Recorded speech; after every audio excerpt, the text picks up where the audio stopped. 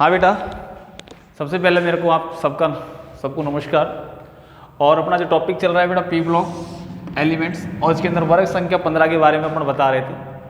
पिछले वीडियो में आप लोगों ने बेटा फास्फोरस के अपर रूप देखे थे, जिसके अंदर आप लोगों ने श्वेत फास्फोरस, फिर उसके बाद लाल फास्फोरस, और उसके बाद आपने काला फास्फोरस। जो काला फास्फोरस के भी दो प्रकार, एक एल्फा काला फास्फोरस और एक बीटा काला फास्फोरस था। ठीक, इनके बारे में मैंने बता दिया। उसके बाद जो अगला टॉपिक था बेटा हैलाइड, और हैलाइड आप लोगों का एक PCl3 है और एक PCl5 है, वो भी मैंने आपको पिछली वीडियो में बता चुका हूँ। अगला जो टॉपिक है आज का है, जो टॉपिक है वो है बेटा फास्फोरस के ऑक्सो अम्ल, फास्फोरस के ऑक्सो अम्ल। ठीक, अब ऑक्सो अम्ल, सबसे पहली बात कि यहाँ पर ऑक्सो अम्ल बढ़ते कैसे हैं। फास्फोरस, ठीक है बेटा, आपके लिखोगे फास्फोरस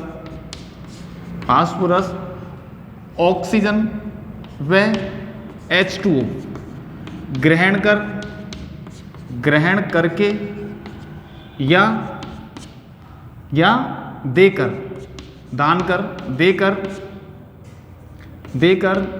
जिन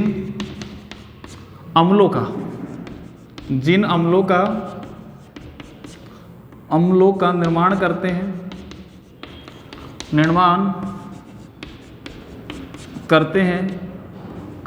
फास्फोरस के ऑक्सो अम्ल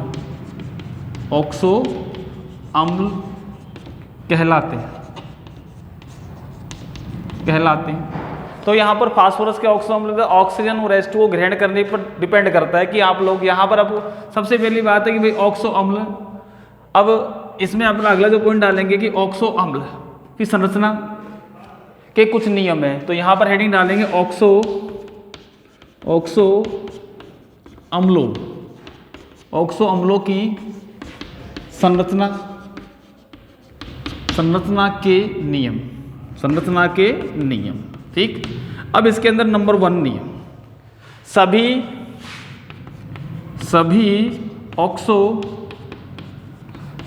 ऑक्सो अम्लों में पीओ बंध होना चाहिए बेटा, कम से कम एक पीओ बंध होगा। ठीक है, इसमें पी द्विबंध ओ करके कहने का मतलब मेरा ये हुआ। नंबर 2 पॉइंट, सभी ऑक्सो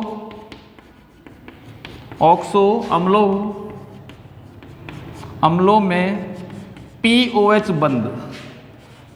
बंध होना चाहिए। ये भी बेटा कम से कम एक तो होना ही चाहिए। ठीक है। नंबर 3 ऑक्सो अम्लों में या फास्फोरस के ऑक्सो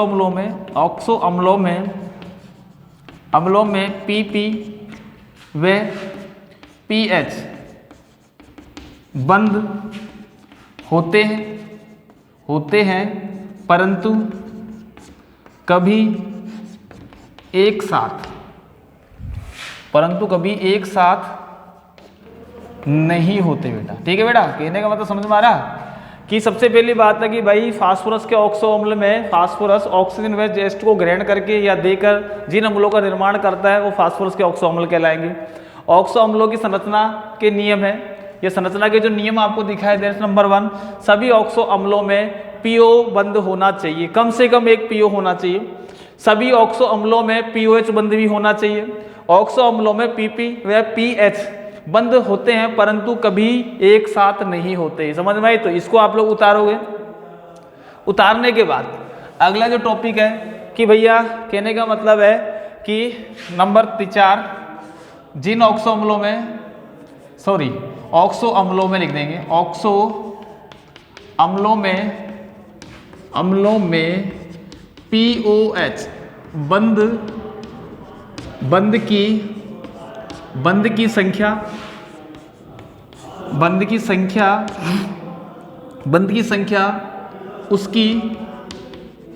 उसकी क्षारकता बताती है। अर्थात कहने का मतलब जितने OH बंध होंगे वो उसकी इतनी ही क्षारकता होगी। एक OH बंध एक क्षारकता, 2 OH बंद 2 क्षारकता, 3 OH बंद 3 क्षारकता होगी। ठीक है बेटा, तो ऑक्सो अम्लों की संख्या संरचना के बारे में। ठीक है बेटा, अगला जो पॉइंट है नेक्स्ट 5 नंबर, ऑक्सो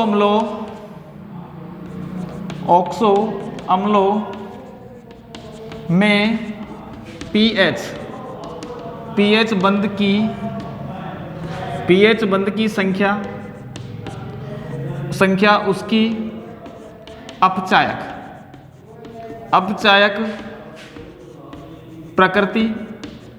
अपचायक प्रकृति निर्धारित करती है। ठीक है बेटा, कहने का मतलब है कि जैसे POH बंध 1 है, 2 है, 3 है, तो यदि 1 है तो उसकी क्षारकता 1 बोलोगा, 2 है तो 2 क्षारकता बोलोगा, 3 है तो क्षारकता 3 बोलोगा।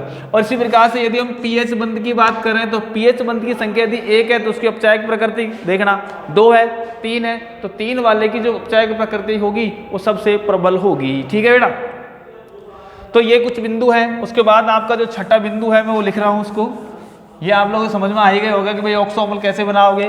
फास्फोरस के ऑक्सो अम्ल बनाने के लिए ऑक्सीजन को देना या फिर O2 उसमें से ग्रहण करना या देना H2O को, एक ही बात। अगला पॉइंट डालें बेटा, ऑक्सो अम्ल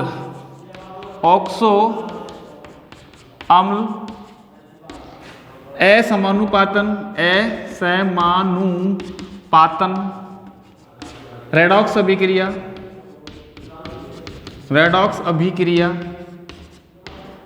अभिक्रिया प्रदर्शित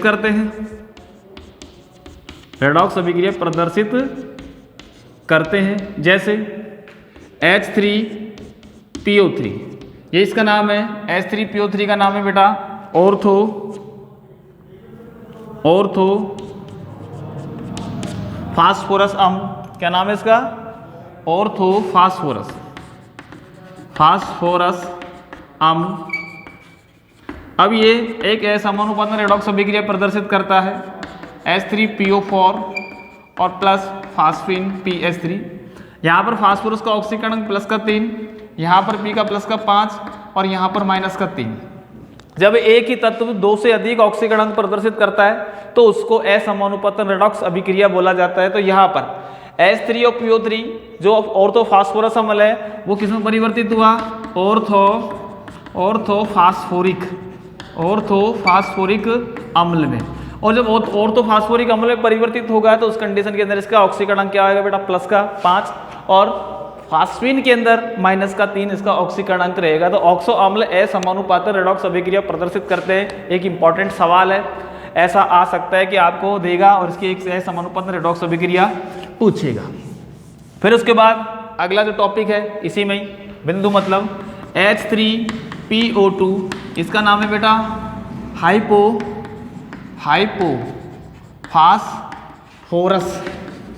फास्फोरस अम्ल। ठीक है, की अपचायक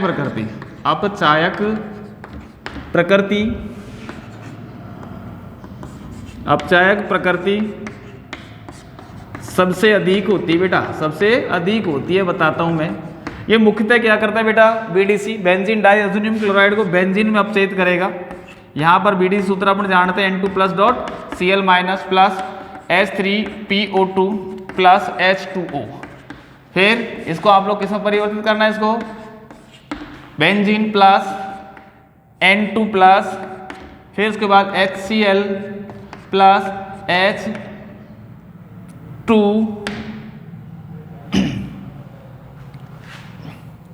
यहाँ पर आपका HCl बाहर निकल गया, N2 बाहर निकल गया और जल लेना है तो यहाँ पर H3PO3 बना देना, H3PO3 बनाओगे तो ये आपको बेंजीन में इसका क्या हो जाएगा बेटा? अपचयन हो जाएगा। तो ये सिस्टम था आप लोगों के फास्फोरस के ऑक्सो अम्लों के बारे में कुछ बातें। और यहाँ पर अब अगला पॉइंट डालेंगे कि फास्फोरस के ऑक्सो अम्लों की संरचना तथा उनकी क्षारकता। ठीक, नंबर 1 मैं यहाँ पर खाने बना देता हूँ। नंबर 1 आप लोगों का है बेटा, नंबर 1 है H3PO2, नाम इसका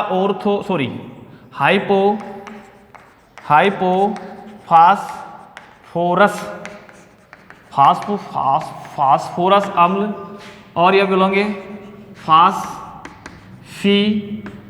फास्फेनिक अम्ल के नाम से भी जाना जाएगा, फास्फेनिक अम्ल। फिर अब इसकी संरचना बनाएंगे। संरचना में मैंने आपको बताया कि एक पीओ बंद होना चाहिए, हो गया पीओ बंद। फिर ऑक्सीजन को जमा देंगे, एक ऑक्सीजन ये रही, यहाँ पर एक H को जमा दिया, ये H को जमा दिया, और यहाँ पर OH। तो कितने हाइड्रोजन, 1 2 3 जमा दिया। अब यहाँ पर हम बोलेंगे भाई POH बंद की संख्या, तो यहाँ पर कितनी है, इसकी क्षारकता बराबर 1, और PH बंद की संख्या कितनी होगी, बंद की संख्या बराबर कितनी हो गई बेटा, 2। तो 3H 1 2 3 और O 1 2। तो ये है बेटा हाइपोफास्फोरस अम्ल की संरचना, या इसको फास्फेनिक अम्ल बोलेंगे। फिर दूसरी संरचना H3PO3, नाम है इसका ऑर्थोफास्फोरस अम्ल, ये इसका नाम है फास्फेनिक या फास्फोनिक अम्ल, ये इसका दूसरा नाम है फास्फोनिक अम्ल। संरचना बढ़ाई दोगा, क्या करोगे बेटा, सबसे पहले P और द्विबंध O लगा होगा। कितने ऑक्सीजन है, 1 के बाद 2, 2 के बाद अपन ने कर दिया 3, और यहाँ पर अपन ने कर दिया H, तो यहाँ पर OH और यहाँ पर ये OH, ठीक है। तो ये इसकी स्ट्रक्चर हो गई। तो यहाँ पर इसकी क्षारकता क्या बताएंगे, अरे OH बंध की संख्या कितनी है बेटा, 2 है, तो यहाँ पर अपन लिख देंगे क्षारकता बराबर कितनी है, 2, और PH बंध की संख्या कितनी है बेटा, 1, और PO बंध की संख्या कितनी है, 1। तो यहाँ पर PH बंध बराबर 1 और PO बंध बराबर भी क्या है, 1। तो यहाँ पर क्षारकता जो POH बंध की संख्या होगी वो इसकी क्षारकता को इंडिकेट करेगा। तो यह है बेटा आप लोगों का अगला। फिर उसके बाद नंबर 3, मैं 3 को इधर कर देता हूँ, ये आपको समझ में आ गया होगा। संरचना जरूर बनाना, इसके नीचे लिख देना H3PO3 की संरचना, ये फिगर है H3PO3 का। उसके बाद अगला है बेटा नंबर 3, और नंबर 3 है H3PO3, नाम है बेटा इसका H3PO4, नाम है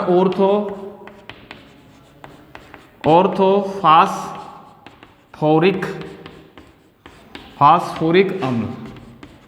वहाँ फास्फोरस था जब 3 थे। संरचना बनाओगा, एक PO बंद होना चाहिए, O, दूसरा O, और ये चौथा OH। समझ में आ गई होगी बेटा अब आपके। क्षारकता बराबर 3, ठीक है। तो POH बंद की संख्या कितनी है यहाँ पे, तो POH जो बंद है वो कितने बेटा, 3 है। 3 होने के कारण इसकी क्षारकता 3, तो यहाँ लिख दोगे ऑर्थोफास्फोरिक अम्ल की संरचना, ठीक। नेक्स्ट नंबर चौथा जो अगला है आपको फास्फोरस का ऑक्सो अम्ल, और वो है बेटा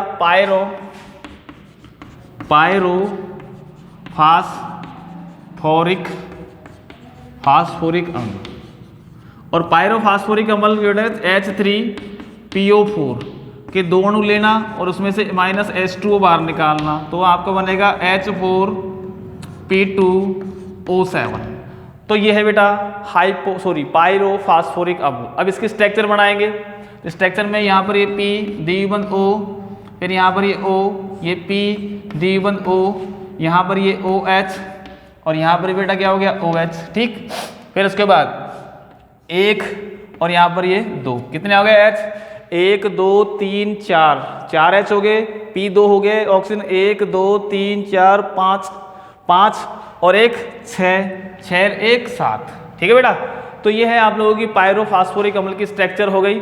अब मोटी सी बात, क्षारकता दिखाई दे रही है आपको, क्षारकता बराबर कितने हैं इसके अंदर, 4।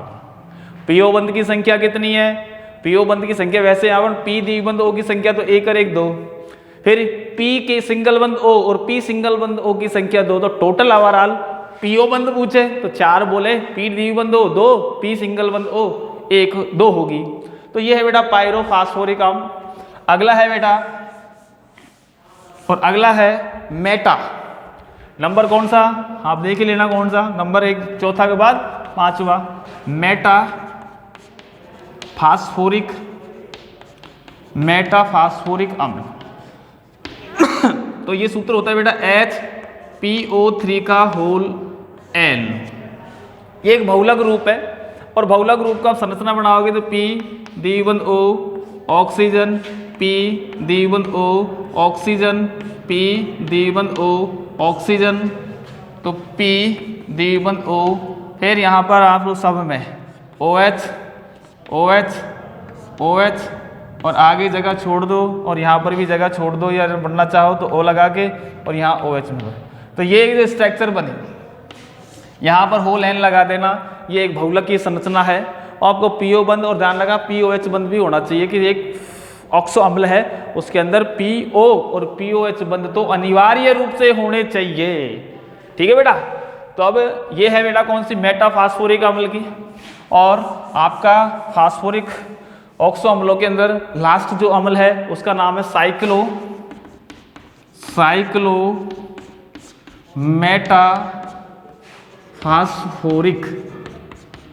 फास्फोरिक अम्ल। ठीक है बेटा। अब इसका सूत्र भी सेम है, लेकिन यहाँ पर H3PO3 का होल थ्राइस लगाते हैं।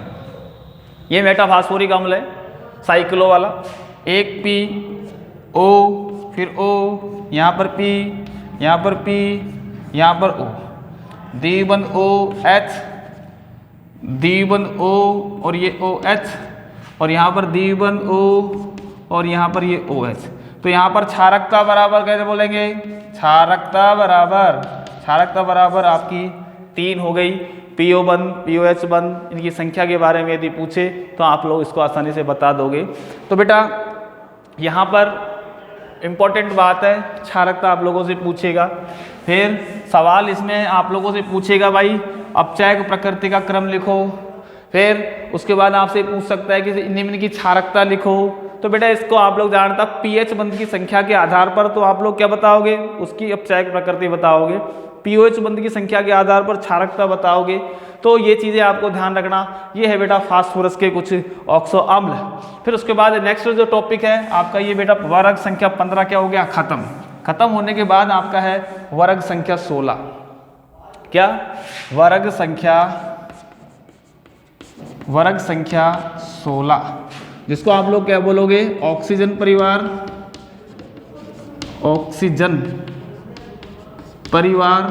या फिर इसका नाम है चालकोजन परिवार। ठीक है बेटा। और चालकोजन का मतलब होता है अयस्क बनाने वाले तत्व। ठीक। अब यहां पर सबसे पहली बात है कि भाई इनकी प्राप्ति ऑक्सीजन वायुमंडल के अंदर लगभग 20.94% पाया जाता है।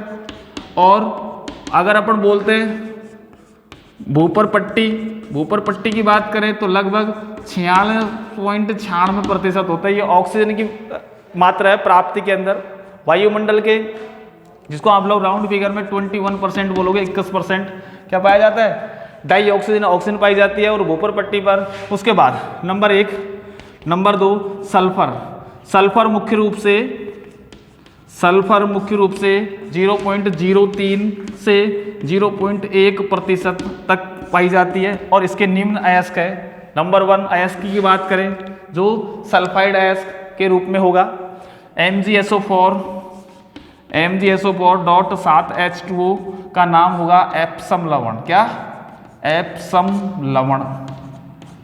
ठीक। अगला नंबर 2 CaSO4.2H2O का नाम है बेटा जिप्सम। क्या नाम है, जिप्सम। नंबर 3 ZnS नाम है बेटा यसद ब्लेड। नंबर 4 है बेटा PbS को ग्लेना बोलेंगे, ग्लेना। नंबर 5 है बेटा BaSO4 नाम है बेराइट। और नंबर 6 है CuFeS2 नाम है कॉपर पाइराइटीज। तो ये मुख्य रूप से किसके, सल्फर के अयस्क है। प्रकृति के अंदर 0.3 से 0.1% इसकी मात्रा पाई जाती है। और इसी प्रकार से सेलेनियम और टेल्यूरियम, इसके सेलेनाइड और टेलुराइड के रूप में उपस्थित होते हैं। और पीओ जो है वो एक रेडियो एक्टिव तत्व है जिसकी अर्धायु का काल जो होता है वो 13.8 दिन होता है। ठीक है, एक रेडियो एक्टिव पदार्थ है कौन, पीओ, जिसका नाम है पोलोनियम। तो ये इसकी प्राप्ति की बात थी। 13.8 दिन के बाद क्या पोलोनियम की आधी मात्रा रह जाएगी। अगले 13.8 दिन में 1/4, अगले में 1/8, 1/16, 1/32, 1/64।